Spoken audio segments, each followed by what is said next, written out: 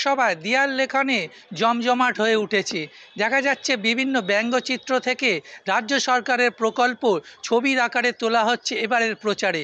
প্রসূন বন্দ্যোপাধ্যায়ের তরফ থেকে প্রচারে দেখা গেল দেয়াল লেখনে স্বাস্থ্যসাথী, লক্ষ্মী ভাণ্ডার, সবুজ সাথী বিভিন্ন প্রকল্পের প্রচার করা হচ্ছে দেয়াল লেখনের মাধ্যমে। পাশাপাশি সব্যসাচী চ্যাটার্জি তিনিও দেয়াল লেখনে ব্যস্ত। বিভিন্ন পাড়ায় এবং হাওড়ার বিভিন্ন শহরে দেয়াল লেখনের মাধ্যমে তুলে ধরছে তাদের এইবারের লোকসভা নির্বাচন যাতে জয়লাভ করে। আমি কি করেছি সেটা যদি না দেখাতে পারি তাতে আমার প্রতি নেগেটিভ ইম্প্যাক্ট আসবে, এটা তো টিএমসি অলওয়েজ মনে করছে। এবং টিএমসি এই মুহূর্তে আমার তো মনে হয় কিছুটা ব্যাকফুটের থেকেই অ্যাগ্রেসিভ হওয়ার চেষ্টা করছে। কারণ টিএমসি হচ্ছে বেড়ালের মতন, যেমন দেওয়ালের এক কোনায় চলে গিয়ে বেড়াল দেখবেন লাফিয়ে অ্যাটাক করার চেষ্টা করে এবং তাতে তারও ক্ষতি হয় বিরাট পরিমাণে।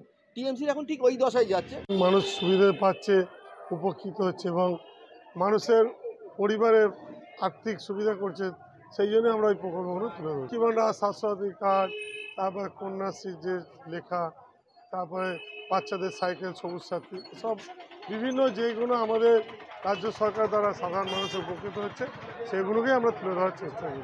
আমাদের ব্যাপক সাড়া আছে। আপনারা জানেন পশ্চিমবঙ্গে যে ধরনের দিদি কর্মকাণ্ড করে যাচ্ছেন, সাধারণ মানুষ তৃণমূলের পক্ষে আছে ও তৃণমূলের পক্ষেই থাকবে। তবে তিনটি দলের তরফ থেকে দেয়াল লেখনে জোর দেওয়া হয়েছে। প্রসূন বন্দ্যোপাধ্যায় যেরকম তৃণমূল কংগ্রেসের তরফ থেকে বিভিন্ন দেয়াল এবং প্রচারে জোর দিয়েছে, পাশাপাশি জমে উঠেছে সিপিএমের প্রার্থী সব্যসাচী চক্রবর্তী, তিনি দেয়াল লেখন এবং প্রতিদিন বিভিন্ন এলাকার প্রচার করছে।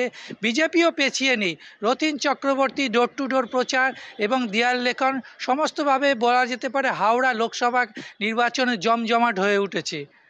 আমার শহর, জগন্নাথ সামন্ত, কলকাতা টিভি।